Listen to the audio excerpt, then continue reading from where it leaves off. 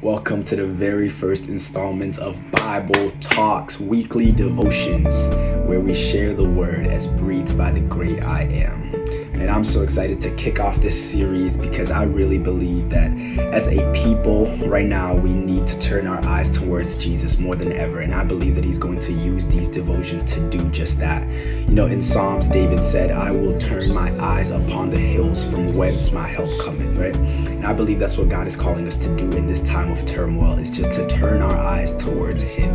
So I pray that every person who looks at one of these devotions will be convicted to turn their eyes towards him. Today's reading is coming from Hebrews 12, 1 and 2. And we're going to read it in my two favorite translations, that is the NIV and the NLT. So the NIV says, "Therefore, since we are surrounded by such a great cloud of witnesses, let us throw off everything that hinders and the sin that so easily entangles, and let us run with perseverance the race marked out for us, fixing our eyes on Jesus, the pioneer and the perfecter of faith." Now I'm going to read that in the NLT here on my laptop, and it says, "Therefore we are surrounded by such a huge crowd of witnesses to the life of faith.